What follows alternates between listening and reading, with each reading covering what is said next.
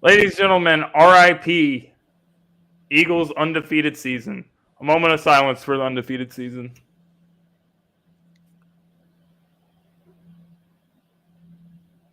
Okay, guys. I'm sorry, but I'm gonna try to keep myself together.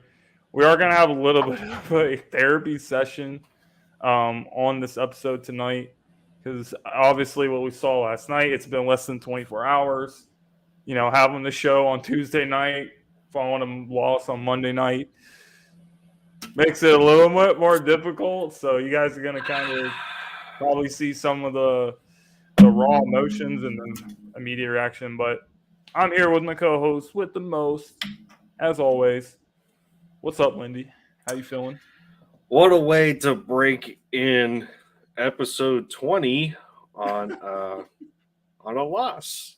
Well, of course, we're gonna get into it, and just the sheer sloppiness of a performance, especially at home, it just makes it even worse. But yeah, well, Brutal. we'll give you all the breakdown for what we've seen. Yeah. I guess let's just get into it, guys. I mean, the Eagles have lost their first game to the Washington Commanders. Taylor Heineke. It was a complete disaster of a game. It was a dog shit performance. Yes, I'm saying some language on LinkedIn tonight, but I can't help myself, man. I mean, everything that could go wrong in this game went wrong. Obviously, there were some bad calls in the game. There was some bad reffing or whatever you want to call it, officiating. Listen, I can't blame it on the refs. You don't want to put your team in that position where you put it in the referee's hands to decide the game. You don't want to do that. Obviously, the last play with Brandon Graham getting that penalty, it was stupid. I mean, the guy, he had his knee down. He gave up on the play. Brandon Graham pretty much, I'm not going to say he cost us the game, but that pretty much sealed it at that point. The play by Quez Watkins was a killer, man. I mean, the fumble on that play, it was a big play. He gets up, tries to run for some more yards. If he just runs under the ball a little bit more, it's probably a touchdown. AJ on that interception, the ball even goes through his hands. So, you know what? Everything, it just really wasn't the Eagles' night. They made too many mistakes. They didn't play well.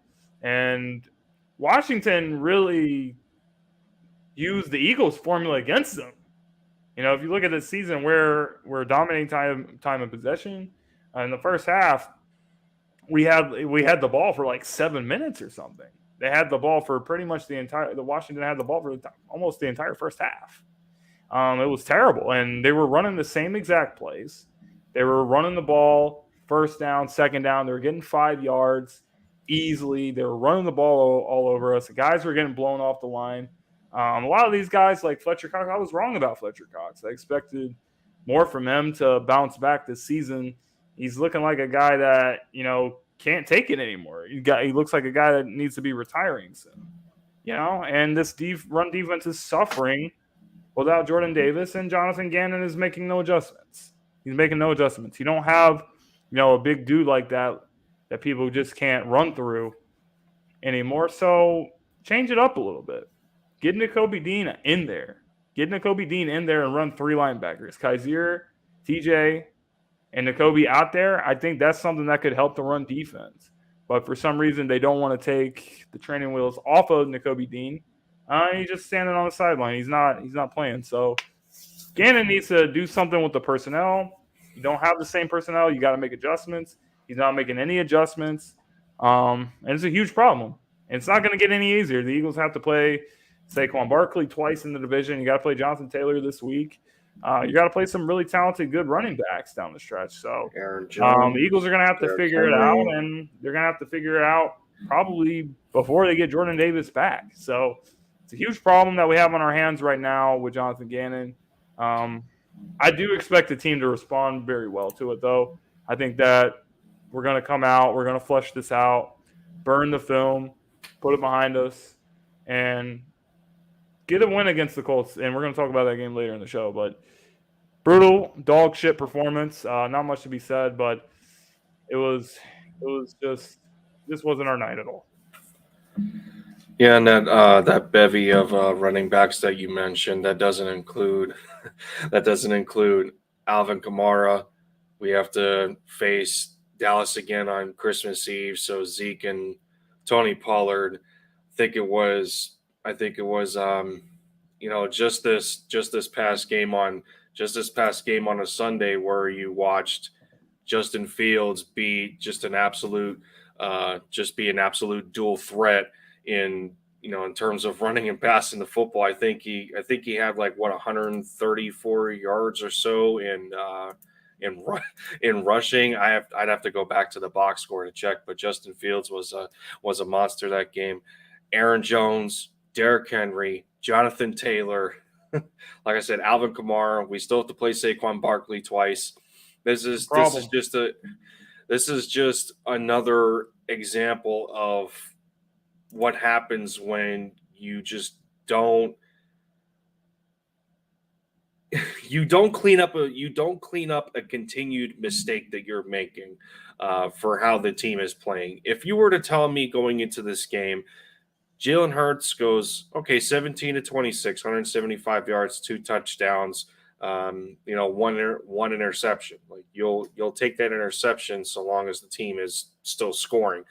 They were 3 for 3 in red zone efficiency. You'll take that. Hurts had a QBR this game of 73 to Heineke's 62. He was sacked only one time, had a passer rating of 94. If you were to tell me that he did that on top of 6 carries for 28 yards, Hurts didn't scramble all that much. He only did 6 times. He had an all around decent game, but the problem is, again, when you break it down to time of possession, and we'll look at it here. I think this is one of the worst games of the season so far, where the Eagles got dominated in that. The Commanders had it for 40 minutes. It's probably the worst game in years that we've seen a game like this, where the team had the ball the whole time, basically. Almost 40 and a half minutes, the Commanders had the ball to the Eagles 1936. I mean, look it's just not going to cut it. 12 of 21 on third down for the Commanders. How in the hell do you allow a team to have 21 attempts at third down? I mean, I think it was a few tweets on Twitter I seen by a couple of people, and one of them I think used to be an NFL exec or part of a coaching staff or something, and I seen him tweeting, and he says that run defense is a commitment. You have to be committed to stopping the run, and for how many games now the Eagles just continue to fail at doing that. I don't know if doesn't make any sense to me. I mean, I don't know if they're not talented enough, or is somebody getting? I don't think they're not talented enough. I think it doesn't make sense to me though, because I think you're right, but it doesn't make sense to me because you have a good secondary, so it's not like you're having to drop guys because you think they're going to get burned. No, like these guys are not getting burned all the time. I know McLaurin had a big game, but for the most part this season, the secondary has been getting it done. Chauncey Gardner-Johnson had another interception last night. So you know what? The secondary is doing their thing, so I'm not really worried about the secondary getting burned. So I'm more willing to put guys in the box because of the way the secondary is played. There was really nothing that the Commanders did was special in this game either. They weren't able to move the ball down the field in terms of passing. The Eagles beat them in that 6.3 to 5.6. It's not a tremendous gap, but you'll take it for what it is. Both teams didn't throw the football all that much, 29 to 26 pass attempts. But look, I mean, when a team is able to run the football and they're making it work, yes. Brian Robinson for the Commanders, he had 26 attempts or 26 carries for 86 yards. That doesn't look all too good on paper. But when you're able to get chunk yardage on first and second down consecutively to put yourself in third and short situations to make for easy conversions, you're going to have your day with whatever defense you're facing. I don't care if you're the first best defense or the last or the worst defense. It doesn't matter. You're still going to have your way no matter what, because those third down and distances, when it comes to being short, they're favored against you no matter what. If you have the personnel to go for those kind of short yardage situations. And that's what the Commanders were able to do. They followed the blueprint to what other teams have exploited in terms of the Eagles' defense. They know that we're not good at stopping the run, and they're just following suit to what made other teams successful and making it a competitive matchup against the Eagles. I mean, I don't understand why Gannon, from a week-to-week basis, is not making the proper adjustments or just not getting the message to his players that, guys, it makes absolutely no sense. We're giving them everything here. And you just seen what the Texans were able to do. I mean, I don't know what more to say here. This is another football team that was able to rush for another 150 plus yards, and the Eagles barely managed 95. Like, what's going on here? You have to be committed to stopping the run, and they just continue to refuse to do that. At some point, you have to say, this isn't just about Jordan Davis. Someone else has to step up on that defensive line, take command, and say, guys, come on, we're sluggish here. I don't know. It's so crazy to me because it's absolutely flabbergasting. It's so crazy to me because for, I want to say, several years now, the Eagles have been hanging their hat on stopping the run. Yes. Like we're always shutting down the run. Like, this is never a problem for us, and now we cannot stop the run. Jonathan Gannon is trying to be like, I don't know what he's doing. He's trying to be too smart or too cute or whatever you phrase you want to call it. And it doesn't make any sense to me why you have a problem putting more guys in the box so you can stop the run. It doesn't make any sense. Like I said, the secondary is not, we don't have Jalen Mills out there anymore. We don't have Sidney Jones. We don't have Ronald Darby. We don't have any of these guys that are bums. We have Brad Berry and we have Slay. We have guys that can play at a high level. And you're still not putting guys in the box. It's just really frustrating. And like you said, I don't think the Commanders really did anything crazy. Like, when I was watching that game, I was literally getting so frustrated because I was like, bro, they are running the exact same plays over and over and over and over and over again, and we're not stopping it. So I was like, okay. After the first half, I was like, okay. Second half, we're going to look at what they did, and we're going to figure it out. We did not figure it out. So Gannon, Jonathan Taylor better have one of his worst games of the season. Like, Jonathan Gannon is supposed to be a guy that's like, he's the next big thing and, head coach candidate. It's time for you to do something, bro. Because, like you said, Lindy, like, this has been a continuous problem for us during the season. So, do you think Gannon does deserve the most blame for the loss? Or if not, then who does deserve the most blame for last night? No, I don't think this falls on one person who deserves the most blame. I think Sirianni said it best in the post-game press conference, is that they were 8-0 as a team, and they lost this game as a team. I mean, all three levels they were absolutely sloppy. Offensively, defensively, special teams. At some point they have to put it to bed and say that, yes, I understand this kid's an undrafted free agent, but Britton Covey is not working out as a returner. You need a more consistent spark when it comes to that. I don't know why they don't test Quez Watkins back there. I mean, how many games ago was it the Texans game that they had Devontae Smith returning a punt or some sort? I don't know, but where's if Britton Covey's not working out, where's Devin Allen? Can you not at least try him, the track star? Special teams and okay, Eagles should have never got rid of DeAndre Carter. He was such a beast on special teams, and we got rid of him for no reason.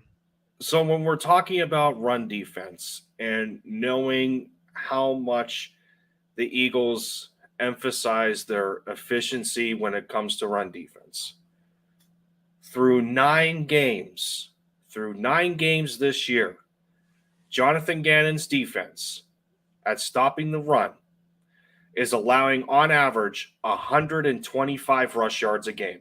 It's terrible. That's pathetic. That is 20th in the NFL. Yeah, it's below average, but I think it looks worse on paper. But when you put it into that perspective, over 120 a game, no. 2017, do you want to take a guess what it was? It was definitely under 100. 79.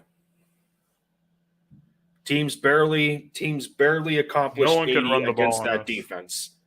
That's what it boils down to. It boils down to a commitment. Yeah, you have to have the desire to stop the run. And time again, we're watching these guys on the D line just getting moved off their spot with little effort. I don't know how many times I watched Robinson last night go through gaping hole after gaping hole up the middle. There's no lane clogging.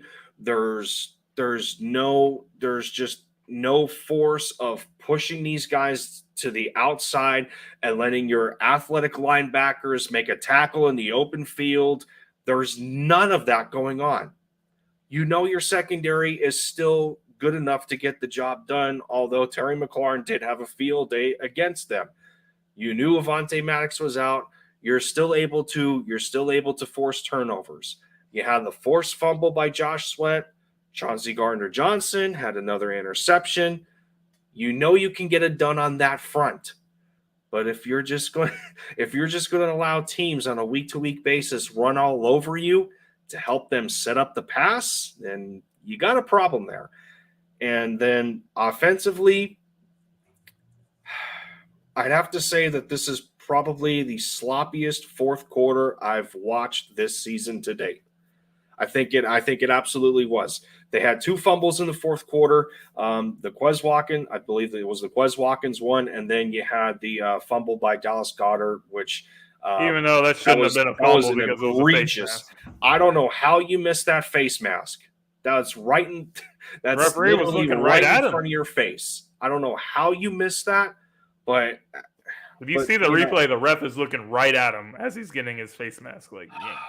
But it is what it is. Yeah, it is. We shouldn't put ourselves in that position. I don't think the blame should. I don't think the blame should stay on a specific front. I do.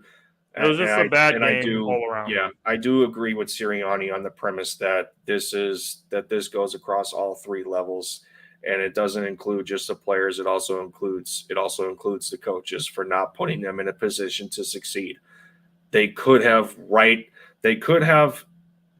their wrongs at halftime to know that in the second quarter, the first half is where the Eagles dominate, as we know. They recorded one of the highest first in NFL history. One of the, if not the highest first half point total through 7-8 games. They were held to 0 in the second quarter. I don't care what they scored in the first. I mean, there was just no consistency from them. Second and third quarter, they got shut out. 16 unanswered points through the second and third quarter. What are you doing? I mean, they had more than enough time to prepare for this game, especially that it was a bit of an extended break.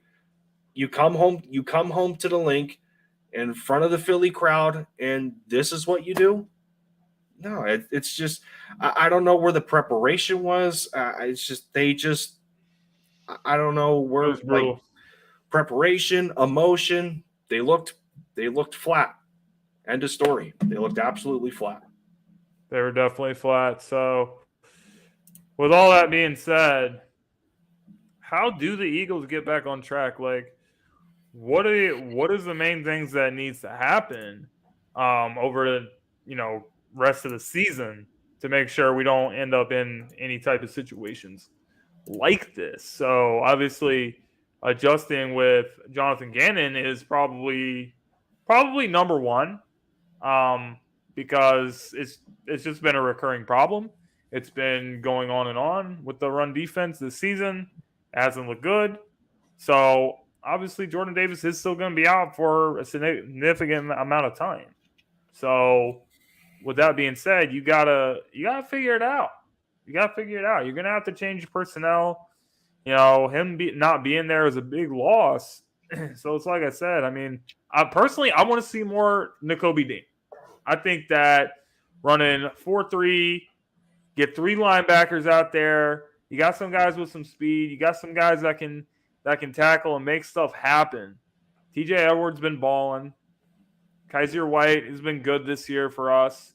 So I want to see what the young guy has got. So Nakobe Dean, I want to see him get more playing time, and I think that can be kind of a placeholder until his former Georgia teammate Jordan Davis gets back into the fold. So I think that's what we need to see, more adjustments with Gannon. You got to change your personnel to help fix this problem. Otherwise, it's going to just keep going on and on and on. I think we've seen more than enough examples when it comes to college replays on how Jordan Davis and Nakobe Dean played together, and the way of the talent that Jordan Davis is, and how he was able to control and impact the line of scrimmage, particularly on run fits where he just clogs up as many lanes as he possibly can. And you would watch when a hole seems to open, but it immediately closes because of the closing speed that Nakobe Dean possesses to be able to shut that down. Well, if he's able to work behind Jordan Davis in that fashion, well, you can't tell me that there's another guy on that defensive line where Nakobe cannot work in that type of situation. So you already know how good of a tackler and how consistent of a tackler TJ Edwards can be. How Kaiser White has played to this point, and especially when Jonathan Gannon drops the safeties down. I mean, we've seen at times where CJ Gardner-Johnson is getting sacks on safety blitzes, or he comes down to crash or comes down. Made a nice tackle on Kevin McLaurin on a screenplay last night. Yeah, I mean that's what I'm saying. You mean to tell me that Nakobe Dean is not ready to do that yet, and you're just sticking him on special teams as if he's. You gotta let him play, not man. More talented than where he's not more talented than Sean Bradley. I mean, we thought we were getting good value out of Sean Bradley when we took him out of his draft class, and everyone's saying how much of a steal Nakobe Dean was in the 3rd round, and yet you're not plugging him in more consistently to the defense. I want to see more Nakobe Dean. I think that's something that we need to see in this Colts game. But to simplify it a little more, yes, the defense did take a pretty nasty hit, but when it comes to an overall ranking, the Eagles are still top 5 offensively. They're the 3rd highest scoring offense in the league at 27.3. So getting up to 21 points, yeah, it didn't hurt them much. You already know how capable their offense is, but it can't be you can't cough up the football. You can't cough up the football that many times in a single game. And Sirianni knew that. He, in his Quez got to be better than that. Yes, so just protect the football, especially on that Quez fumble. If he runs under it and just goes in stride, that's a touchdown. I have to imagine he completely messed that play up. I have to imagine in that play, Quez understood that he was behind 2 defenders. So somebody at some point when he had to adjust to the football, that they were going to crash on him.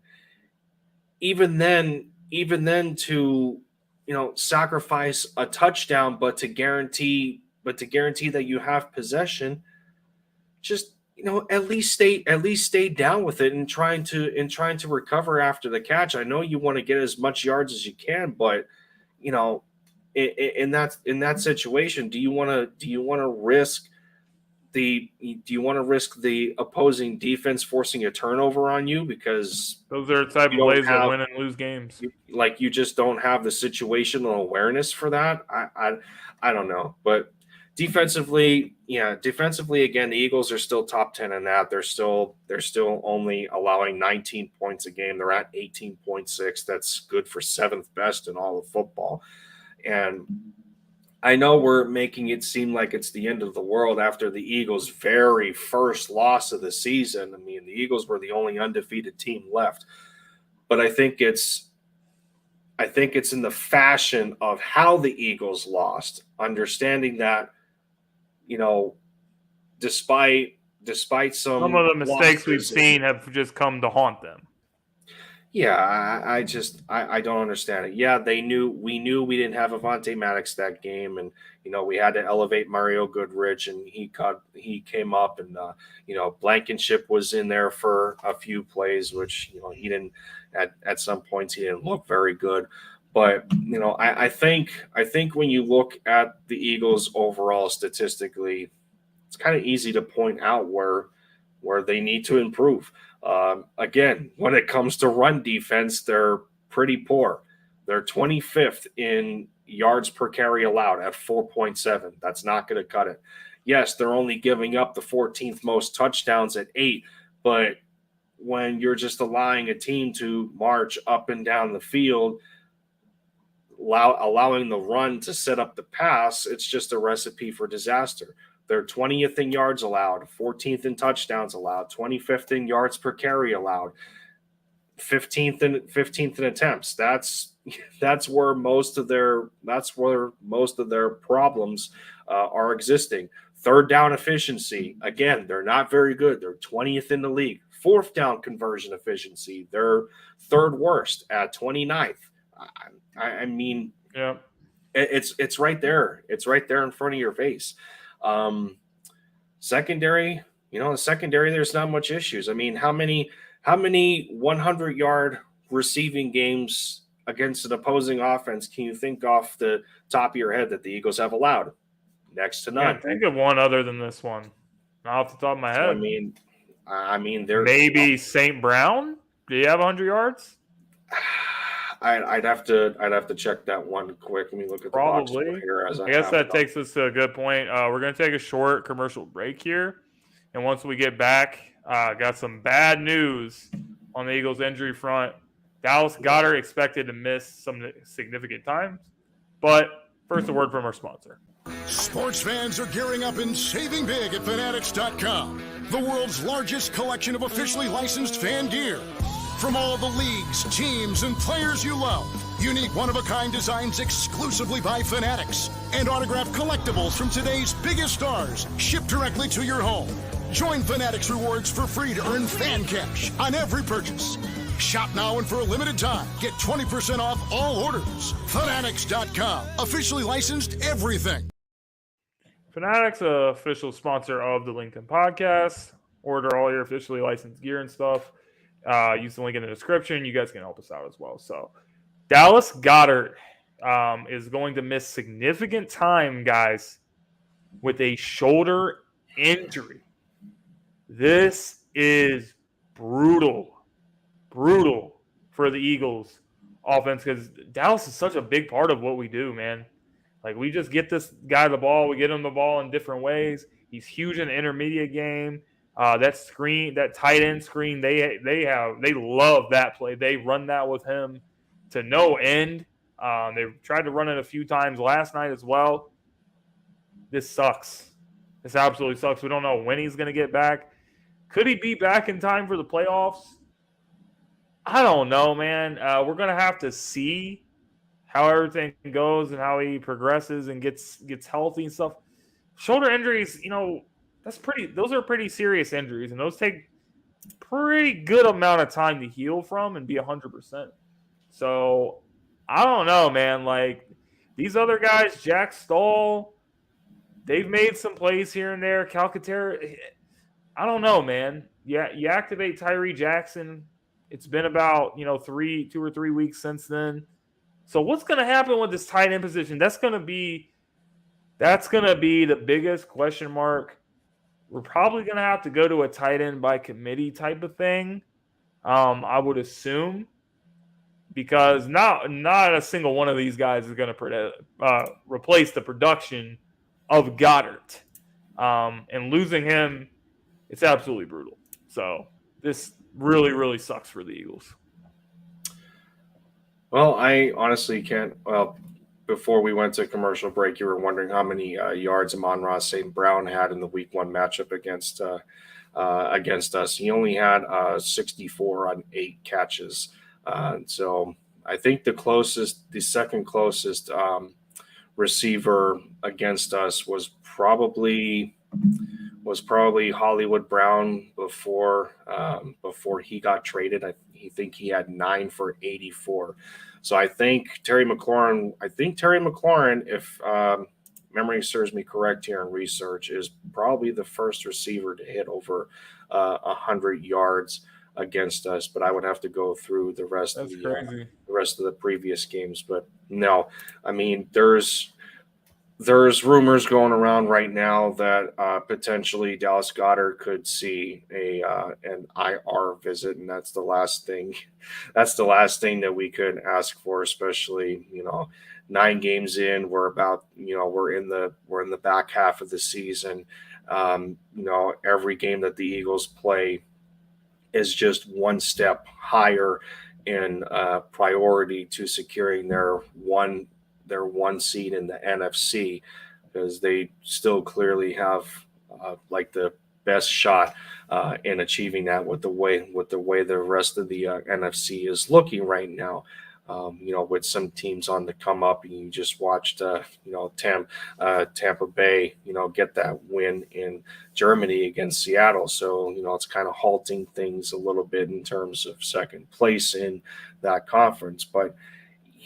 Yeah, I mean, we already watched what a shoulder injury does to some players. Jordan Mailata, we thought he was gonna miss significant time due to his shoulder issue, but he came back a little sooner than expected. And those kind of injuries are odd and sensitive to work around at the same time because of how much contact Dallas deals with on a weekly basis in these games, being one of the top priority, receivers on the team as a tight end, top 5 tight end in the league. And, he was just having a career year. I mean, yeah, he was continuing to create a campaign for himself that, hey, you guys are constantly talking about George Kittles and Travis Kelce's of the world. Where am I in all this? And he was having that kind of year to continue to make a stronger name, a stronger case for himself. And then this happens, and it's funny because on Sunday, you watched Zach Ertz go down with a season-ending knee injury for the Arizona Cardinals, and hopefully Zach heals as well. Yeah, so another fellow Eagle just going down. Can the Eagles overcome this? I think they're offensively talented enough. I also feel that this game was an anomaly to where we just couldn't get our top receivers going. I mean, for crap's sake, How often are you going to see A.J. Brown have one catch for 7 yards on 4 targets? What was that? Probably not a lot. But I do think you're right. I think that the receivers, we're going to have to get these receivers going. We're going to have to get Smitty's probably going to have to be a lot more involved than he has so far.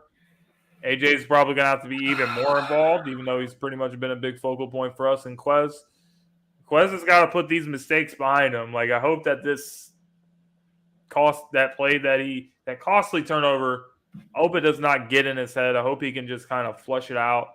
Because Quez, we know that he has big playability. Yeah, he made a big play on that play. He just fumbled it. So that sucks. But I think those 3 guys, they're going to have to be a lot more involved in our passing game with Goedert being out. So that's another adjustment as well the Eagles offense is going to make, and we know that the Eagles defense has to make an adjustments as well with the way the run defense is played. So that's 2 big adjustments right there that the Eagles are going to have to make. It won't be easy, but hopefully they can figure it out. Yeah, I really hope that they can figure it out, man. I mean, like I said, we just named off how many quality running backs that we still have to face. Yeah, we're going to talk about our Colts matchup soon, but yep. Jonathan Taylor, Aaron Jones, and A.J. Dillon, Derrick Henry, Saquon Barkley twice, Chicago Bears. We already Fields. Yeah, we already talked. I'm not saying he's a running back, but he's been running the ball like crazy. We got the Cowboys on Christmas Eve, Tony Pollard and Zeke Elliott, Alvin Kamara. I mean, you're gonna have to figure it out. So we can't just let every team run for 150 yards or whatever against us. Has to be figured out. But at the same time, the offense, losing Goedert, huge loss for the Eagles offense. Going to have to get these receivers, going to have to get Smitty, AJ, Quez, all the guys. Got to get more involved in the passing game. And hopefully we'll figure it out. And maybe we'll get lucky enough and Goedert can come back by the time the playoffs comes around. So, being said, let's try to put this crap behind us, this game. And let's talk about this upcoming game on Sunday against the Indianapolis Colts. Lindy, what are some of the main things that you're looking out for? Oh, when it comes to the Colts here, so I mean, they just had their coaching shakeup between Jeff Saturday, undefeated as the Colts head coach, ladies and gentlemen. Yeah, so Jeff Saturday takes a hold of the football team now, and then they re-elevate Matt Ryan. They come in, they get a win. But Jeff has a mess to clean up offensively. The Colts are one of the lowest scoring offenses in the league. They're second worst in that category at 16 points a game, but they are a fringe top 10 defense. And where does their top 10 defense derive from? Run defense. and a little bit of pass defense. So you got a combination there. They're 7th in passing yards allowed. They are 2nd best in the league in yards per carry allowed. So, I mean, it's gonna be a little tough one for the Eagles there. How many times did we only run the ball against the Commanders? And the Commanders aren't remotely as good of a run defense as the Colts are in terms of yards per carry allowed. They're 10th in yards allowed. They're 2nd in yards per carry allowed, 13th in touchdowns allowed. So, across the board, we know how good the Colts defense can be when they strap down and dial in. Yeah, they're a formidable opponent. Stephon Gilmore seems to be on a on a resurgence campaign over there. He had a great performance on Sunday. Third down percentage. Colts are the 4th best defense at allowing just 34% of a conversion rate when it comes to third down. The Eagles don't tend to struggle in that category, but they also aren't really one of the very best. So again, I'm not worried about what the Eagles can do offensively. I'm more worried about what the Eagles can do defensively because, again, we're reflecting back on the fact that, and if we're being realistic here, we got to call a spade a spade. There's at least only 2 games in the first 9 matchups that the Eagles have had this season so far. There's only been 2 games where in those matchups, teams have given the Eagles fits in terms of being able to run the football. Those games in particular, let me go back to the schedule here. Those games in particular, you had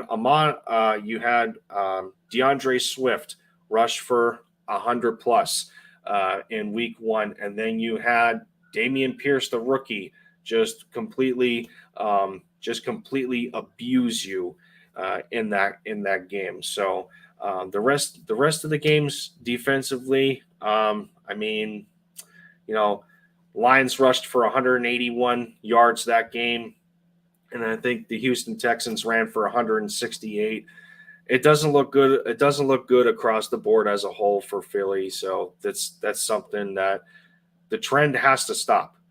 Out of 9 games, the Eagles have held 3 teams.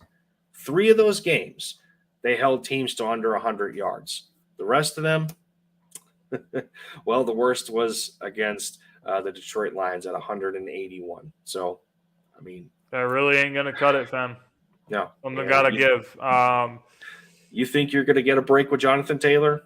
Think again. Hell no. I mean, Jonathan Taylor had his first game back from injury last year, and he was out there running like he was looking exactly like he did last year. It's like the guy never left. So, one of the greatest, best running backs in the league. So, what's the key to this game? In short, stop the damn run. What receivers do they have? Are you scared of the Colts receiving core? Are you scared of someone like Pittman cooking you? I'm not. I'm not scared of these receivers. Put everybody in the damn box. Don't let Jonathan Taylor get going. Don't let him run over everybody like he's prime Adrian Peterson. Just stop the damn guy, or at least contain him a little bit, and everything should be fine. I mean, Eagles offense, I think we're gonna bounce back after last week. Like, so many things went wrong in that Washington game, but these guys are gonna respond. They're gonna come out and they're gonna get the job done. But key to the game, just stop the damn run. It's not that hard. It's not rocket science. Stop the run. Jonathan Taylor in his matchup, in the Colts matchup against the Raiders just this Sunday, averaged 6.7 yards a carry, 22 for 147. and let's look at the Raiders. Let's look at the Raiders' run defense for a quick second here. So let's see. Where do the Raiders stack up in terms of stopping the run? They are below average across the board. They are 17th in yards per carry allowed. So, looks to me that they are a little bit better than the Eagles, and Jonathan Taylor had that kind of day against the Vegas Raiders. So, there's no other way. There's no other way you can spell it here, man. Just completely sell out. Just stop the run. That's the best way I can put it. Because what other weapons do they really have on the offensive side that's gonna really have cause for concern for you? It's not too many guys I can think of. So stop the damn run. Just stop the damn run. I mean, it just makes it worse that other teams are watching, or other teams were watching Monday Night Football Washington comes to Lincoln Financial Field, and they're like, okay, all we're going to do is run the football on you. 49 carries. Yes, the Commanders as a team only averaged 3.1 yards a carry. But what did it get them? 12 of 21 on third down, where the Eagles could not make a stop. So what do you think that's telling the rest of the teams on the remaining schedule for the Eagles to do? What do you think that's telling them to do? Oh, well, they're going to say, oh, well, the Eagles haven't stopped this team. They haven't stopped this team, this, that, and the third. Okay, well, let's continue the trend. If they don't want to commit to stopping the run, then we'll do what the previous team did to make us successful. Again, it goes back to this. The Lions rushed for 181 yards. The Cardinals got 124. The Cowboys had 134. 144 against the Steelers, 168 against the Texans, and then the Commanders ran for 152. Do you see a trend here? For 5 straight games since week 5, teams have ran for over 120 yards against the Eagles' run defense. When are you going to stop the bleeding, Jonathan Gannon, to tell your players, where's the commitment? Yes, we don't have Jordan Davis, but it's not up to one player to allow you guys to be more proficient in stopping the run. Let's get our asses in gear and figure this out. It's not hard. It's not hard. I don't get it. Not. But as you said, stopping the run has been a major issue. We haven't been able to stop the run all season, it seems like. And that's really weird. As I said many times, we've been one of the most dominant teams at stopping the run. If you look over the last 5 years or so, since 2017 when they won the Super Bowl, as you said, teams weren't even running for 80 yards on us that season. Nope. And look where we are now. It kind of puts things into perspective. But that's pretty much what we have time for. I mean, for how many years that we have been watching the Eagles here, Jim? Like, for how many years we've been watching this team? Draft day in, draft day out. This team always prioritizes offensive line and defensive line. They always set the premium the highest when it comes to the trenches. And, I think these guys a lot of money off the most. I mean, Fletcher Cox. I mean, this guy's just looking old. He's just getting pushed around. It's sad to watch. Stopping the run. Yeah. Not just him. I'm not just singling him out, but a lot of the guys are just getting pushed around. It's pathetic to watch. Shouldn't happen. Stopping the run starts at the first level of your defense. And it's how well D-line got to control the line of scrimmage. And where is it? Where has it been for 5 straight games? There's no control. You can't rely on your linebackers to try and develop some sort of damage control when, again, you have there's no tone setting at the line of scrimmage. You're just letting offensive line after offensive line bully you around on a game-to-game basis. When is it going to stop? It's looking like the Eagles are going to have to use that Saints pick on a great defensive lineman. Another one, yeah. I mean, I don't know. Why can't we?